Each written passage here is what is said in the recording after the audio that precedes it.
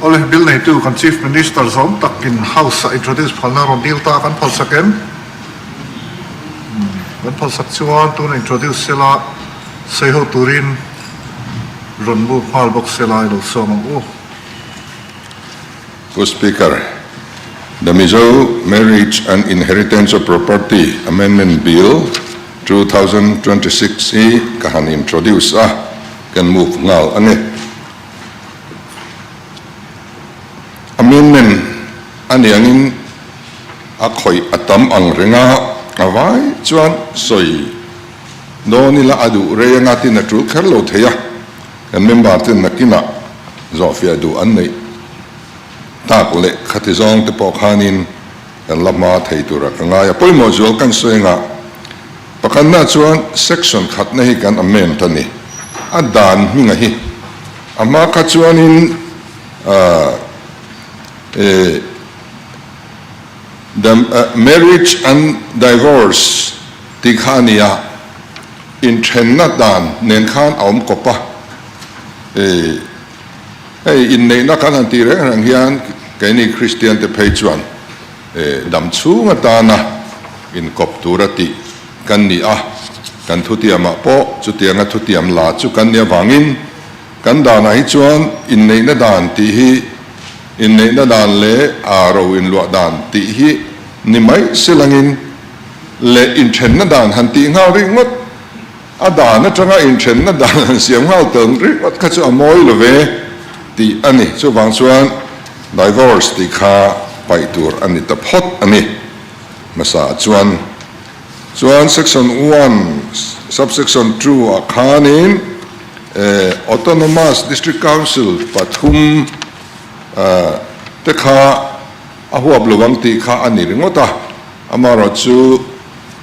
emi autonomous district council pathum kan nei chunga hian emi mizo customary law mang engemusat anom tho awangin chung te chu ka council area khan anom chuan ahuap tho don ti na ani a council area mani traditional customary law lo nei hran te kha chu ahuap lo ngai khan ahuap lo zel don ani then section 2 hi apoi mo khom mai kan han amen tum dana hi in nei na hi amma kha chuanin in nei na zong kha mi pa me chia ahuap vek khanin siam ania tu nei ro hi chuanin he kan danin ahuap tu rai chu a me chia le a mi pa mizo ni ahuap panga tin a mi pa jok mizo ani in ahuap panga me chia chu huap tel to don lo ni kan me chia ten nam dang an nei khan an mizo na atop to don ani an faten tribal an ni na te an claim thei to lovanga kan dan noya hianin anom to don lo ti na ani chu wang chuan mi pa kha mizo ani ro chuan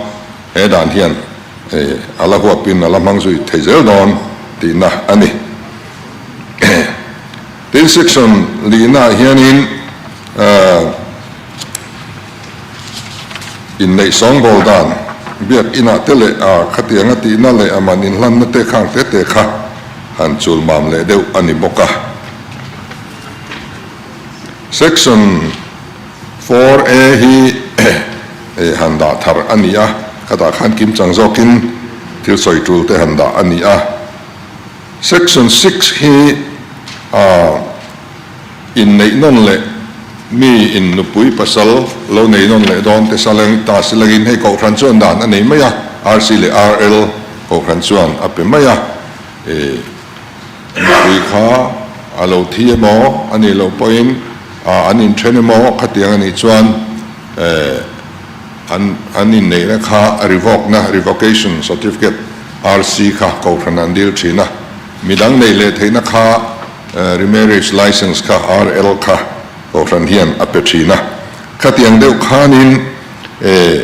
khatiang in thenina nupui pasal dang an nei le don khan divorce certificate in thenna certificate aput to don ni hedan hian chumian ni lo chuan khatianga certificate fel tak alo ni lo khachuanin nupui pakhat ai tam nei te pawh kha awm thei ta he nan hianin nupui pakhat ai tam nei hi a oi lo ani chutiang chuan hi wangin le Bharatiya Naya Sanhita 2023 kan dan thar pawh hianin hemi nupui pakhat ai tam baigami hi a khap hrim hrim a thil suala puang to a chuwang chuanin keini dan tuna amen kan han tuma pawh hianin midang an nei le dang ni chuan an nupui pasal masa te nen khat an in then chiang ani ti certificate kha ong ngai tur ani ti ani a tin section som pathumna hian leprosy ti hi pai kan ron rota a chan chu nupa in thenna chi sang sang in thenna tlak nia danina asoi zinga hian phar nat na hi lotel ania hi van doi na thil ania anwa ma ma ma emo a hrisel lai le bor som lai point in thu kan tiama chuwang chuanin phar nat na awanga in then phal ringo thi adik lo ti in leprosy ti lotel kha pai tur anitani then section 19A hi handa bil ania eta hian ro luana certificate lampang khatiang kha ronda tel ania then section somni pangana a hianin ei women commission te MHEP te hian du dan le ngai dan te an ron thela ta khanin mak an ni khan mei chia khan chan anei mang talova achuak ani maya sum chuak ani ra khachuanin mei chia ina aron chom zong zong kha ala le le thei vek ta khami ani wang khan khami thak le na wang khan mit patam tak hian an nu puite madu si lovin an tire theya a topa sum chua lo thei lovanga siama khate sum chua ti ram tumna om to thin nia hriat ania chumi laka kan mei chia te ven himnan chuanin tu na chuan khatiang kha ni to lovin sum an chua poin an tho chua dun atanga za som nga pel lovin chumi thleng chuan mei chia khani a chang ve tawng te ni ta ni khatiang kha ania wangin mi patan asum i ta wanga nu puita madu si lova sum chua tir ram tum kha nam je nei don to lova sum po lo chua ni se aron chom lu pia lama an shared property akha khamia kha azad ve thleng khanin mei chia khan a chang ve thei to don ani ten section som thum na hianin kan danina in nei naman marriage price tia ada zong song hi sak tung ada lovin man le mual tia da vek ni se ti rokna awm boka hian kan tong ahum halbaka keima nina kan lo lam dan pa nga ya kha ta hian chom tin ni sen kan tia chu chu helaya kan ron a main act pia lama po hianin guidelines te adang kan ne ya po khanin hei hi chu nistina ka sayang khan divorce ti te po kha khanga khan pai vector an ya chu tiang che chuanin man le mual ti hi khanga khanin da vector ani tani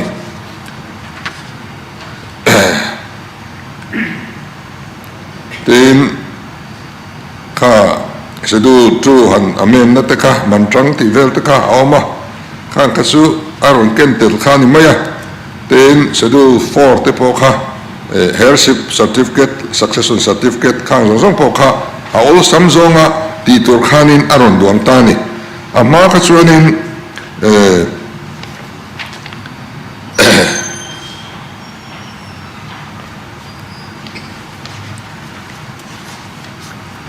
emi kota heirship certificate emo succession certificate emo อันหันลักเขียนินprobation of will ละค่ะข้ามีอันนั้นเงินนะคะอาชันปาร์ตี้เลยง่ายทีนะชัวตัวน่ะชวนนี่ต่อลวินเฮมิรวลเฮียนินข้ามี heirship certificate เลย succession certificate ข้าเปิดนาลต่อตัวนี่ที่ข้าอารอนเก่งตะปกาอารอนที่อลซัมตาอันนี้ตินนุมันฮีรอนไซฟีอันนี้นุมันฮีนุประกอบจอยน์อันฟ้าอันฟนูอันรัลตาแต่ส่วนอนุมันข้าอนุขันไอตัวอันนี้โลนุป่าไลน์ปมไลข้ามีแต่ฟ้านี่ส่วนอามาเราจูเราอินเทนโตเซลังอินแต่ส่วนข้าไม่เชื่อขันภาษาอันไหนขันอนุภาษาเนี่ยในอินเทนโตนุขันนุมันเฮไอตัวนี่จอกนะสวรรค์จงแต่จูอาหารสิฟิลเลสวลนั่นแต่ข้าเอาอมตาข้าเนี่ยข้าผู้สปีกเกอร์อาการกัลพงกลางปุยจูอันนี้ไม่กันรำเดินมุนกันตัวเดินมุนเนน่าอินเนเรมไทยตัวระกัน MHEP เตเลเฮลัมปังไงเวนตูพอลสังอินะรถนั่นแหละดูดาดอันนั้นเทลุเตอาจารย์เตียงเฮียนอเมนเมนฮีกันนนปุลูดอันนี้เมมเบอร์เองมาจากที่กันสยาอันเดียวจงกันลวะชากันติทูกันสวยเดียวเวกาลอมกันตีอามารอจูทิลเทนขัดที่จงเฮียนหันที่จงกิลหันติแต่ข้าอมเวพวกเรามิงเลียนนะเซ็กชันปาลีนาเพย์เมนที่ฮีอมเราตาเซลังอินฟูลฟิลเมนที่ยังจงที่ยังกัลสลามอยจงเงมาติแต่ข้ากันที่ดังลำดอนนี่ชวนไก่หน่อยนังพวกข้าอมเท่ามาsection 4 sub number 3ที่กันเอ็นคานดามันเพจดามันเล่มวลที่ข้าเรามาข้าคอยเซลโดนะตินมันฮีกันอินเปนี่กันอินลานเวทลัดอันนี้กิมเล่กิมโลแต่กันเชียระที่ข้าเนี่ยเป็นชัวนี่เวริตาเลยที่ทุกลูกศิษย์บัตรแต่พอบัตรเฮียส่วนมาที่ส่วนนุปุยมันเฮียอันบ้าอันเนี้ยอันมานี่ไม่เชื่อเวกที่เฮียมันหินตัวงัดนี่ส่วนมาที่ส่วนหุ่นเฮียดังล้ำเสละกันตุนไล่หุ่นมิละกันคัสตอมอรี่ลอพอฮีอักลเวลงง่ายจินเฮียออกมาจนขัดส่วนวางเด็กเฮียนี่มันเลยมัวแต่พอฮีอินจีพีไม่ตัวเรานี่เต็มที่ตอนนี้ข้ากันตุนไล่หุ่นตรงข้าอันนี้เสละทีนพวกเริ่มจากมาข้าน customary law พอนี่ตัวโมอาทิยากัน leader of person พอข้านขัดที่ลำห้อยเดือดข้านอารอนเสียมารอจูกันลักก็ define ไงหรือวะเฮติยากากันอินลันชอนข้าอันนี้กันเสียดานพอหินอังฟักลวนี่สมมาช่วยที่เดพอหิกันเสียดานอังลวนี่จู่บางส่วนอินกันโล practice ดานสังเอ็นินอุลุกตะกิน review committee ดีนั่นนี่เฮลายdepartment นี่มั้งสรการเฮียนี่มั้งอารอนรถงดอันนี้ลวะreview committee อุลุกตะกินนี่นะ NGO ปอยหมอเต็นเทลเวก้าโคครันไอออนเทล่า expert เต็นเทล่าข้างเขาวินาอันรอนตีข้าอันนี้วางินจุมีอย่างชวนกันรอนปลุดไม่ขานี่มิโซคัสตอมอรี่ลอฮีดังโปอมเวทยังไงให้จุอินในนบีลำหอยข้าอันนี้ไม่เราอินคอมนั่นลำปังทิลเตอันนี้อินชาร์เรมเตปอฮีมิโซวินากันตีโฟอันนี้อันควาจะสวยเราวิละพุทธร์ประคัดข้าพิตรประคัดข้านนั่นเลยอุปาเทเนี่ยนะข้านทุบไว้เทลูตามินเจนันนี่ติดลัดมาพุทธร์ข้าจังเวสยาพิตรข้านี่ไวเบลไปเทงกับข้าเตียอันนี้ข้านกับไวเบลนี่เราคงสังปาตาสินเตียแต่ส่วนอันนี้ทุกเสตุเนี่ยมันเตียอามีปาข้านนี่แหละทากิกับทุกเสตุเนี่ยเตียอเมเชียข้านสิรุกเตะชาวไชวงเตะ ti chho ve ti chuanin ta chuanin an lalpa khanin mai chiani na khan a kapi I hau nem lu tuk mai ding di puan ta te khichu I the chu sak ve thei lo man le an te di chuan an rem ta an tia ka tiang te kha kan pi le pu te ro rel dan kha ania ti chuan mizo tongina putlu thei lom ni han ti te kha ne kan customary law te chu mizo tonga in ziak dan le kan ti dang lam du dan ka mizo tong bok hen ron pulu ti la angai thatu te pon fia khop in ka ringa mizo tonga putlu thei lo tur thu kha om lem do nem ni ka tia chu tur nu ze la po customary law big te chu mizo tonga han ti kha a thavia vin ka ria amaro chu ei thu soi pa sap trong han ze te hi kan ngai thei lo via va a that na chin hi om ve kan trong ti house tu ania tin an pin ti te po zo trong a kan ngai vek to a sap trong kha soi san pang vak ngai na kham lo dal ti te po hi thak do ni la ti ngai na vak om lo kan trong ti house na kha nia vai khat puech thang khu ma Mizo Delhi Mizo Welfare Association kan din don zan hian kan ina kan kal khoma sap trong pakhat ma om tur in lo ka ron ra wangatia president na tang khan tran ta ti thazela executive committee ti kha amazing lap tu aron tia reverend nga ka kha kan chairman ni kai secretary kan nia kana ngai tu thina mizo trong khan adai ngang lo ni khati de du kha chu alam toy lam hun te omanga thalowang ti te mai chia te polo tel ve mai te ti te khani ta zela chu wang chu ni ati ngai na tak kha om lo chin hi om ve a he nga hian kan trong ti hau saknan kan man mai te po hi athave khop ani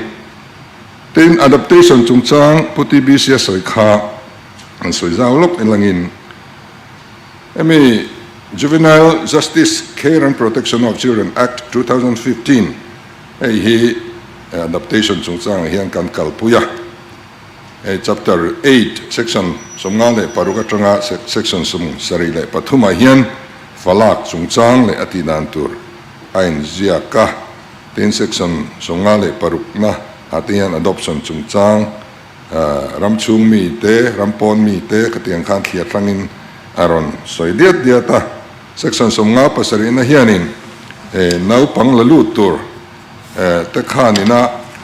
an kum risel na sum lam din mun khang rong song soi fia na te kha a oma ten section somnga pariata hian a procedure aron soya indiaram chunga mi ten nau pang an lak lu na dan le kalpui dan tur SAA kaltlang an lak lu tur te ten section somthung pariat na hianin declaring a child legally free for adoption tite katiang khanin aom khia khia ta a khamin noi khan adoption hi nakal pui chho ani a tin Mizoram hian state adoption resource agency hi kan nei bok ani kha khanin Mizo tong a han ti te po kha aom ve a tiang chuanin district magistrate atangin adoption order telak ang longai tiang khan ang kalpuya hei kan laman lairing ania tin guardian and watch akha 1890 mi dai to khania hei hian kum som pariat noilam bi kha a kok ta ayan kol na le until nei property hum hal chungchang ani deuh bera india ram pumpuya henan hi kan manga ti chuan a huam cheni kumsom pariat noi lam anina a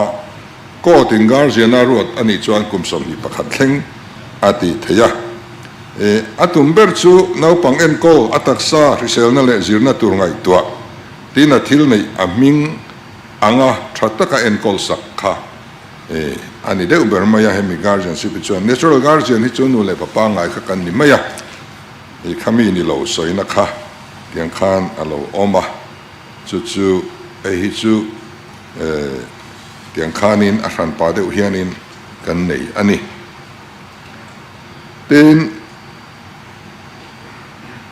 hemi sum chua chung chang kha nia kirna tlang dang atanga han thir khan ani viau thei ve tho maya mar chu ka soi tong khan ei hi review committee tena ulup taka aron ti kha ani anni ba han ron tur kan nei chuang lowa sarkar hianin anin uluk taka an ron ti kha ani tamaya tin kan customary law hi codify theina constitution in min pe a chumi mang chuan kan han codify ve ta chuan hetia act alone ni ta kai chuan amen kha hausian kan ti tu le kan ti thei alone ya hun dal da na mil zelin amaro chu kan customary law ani talo chuang lova kan customary law hi ala ni viau ni chu ti rol chuan a eng dan ma mang lova law inform chop ringot te po hi kan om ve a an vai in register ve tlat kha chuan khang te po kha king tu ten nei lem lo kha chuan in kan regularize ve de umai ni te hian ka ria nei o khana te po in nei tir na te kan lo thok ve a khamina kan ril fo chu ram dan nuaya vai in register tu ra ril hian ngai ngoi a ti tir lama phei kha chuan anna chang kan thelo thil tharania an zo ta de ra ngai na te kha a oma chu tiang zong khanin ti kha an ngai thina tin suman chua khan limit kha omani za som nga apel turan lo an thil nei an tho chua dun aka za som nga apel turan lo ti khan adam khan nap te po chu an om ve zela en po ni se tlang kom ta na po di speaker kan soi lu chu kan ram a hian kan me chia te hi voter a po an tam zo ka ram ro rel na hianin kut thak tu na sa zo an ni to a tin kan ei le bar dap na po hianin atangkai zok an nia zirna te po hin a result tha hi an ni chhota zela sum don na te po mi pa chawin an ti thin nia kan hriat te kha mei chakuda kan da chhota zela chu tiang chuan kan rama hian mei chia te hi an poimo em a an din mun po khamirual khan tuna an din mun lai an lua mek phathei tura da ni na kan zui ve te po kha tir tangkai tak ani awangin le tuna hian mithi kan en chuan nula pakhata ti hian tlangwal pasari thizel angvelte kan statistika chuan alone ta chu tiang te chuan ya wangin kan mei chia te future hi athim viawani nakin loka chuan pasal muzolo tur kha antamani ai dai don lo chung te po su kan social problem ron ni chauzel tur ania chu mi mil chuan engtika mu chuan kan customer lo ngei te po hi lo thei lo na in circumstance in min compel chuanin kan la siam thadu le mai theya chu tianga flexibility nei ve deuh tho tura ngai ta ilangin a tha nge ole ti khan anial tu kanom lova tha kan ti tlanga alom om ka ti hle maya lungrual taka min pass pui turin kan nge nani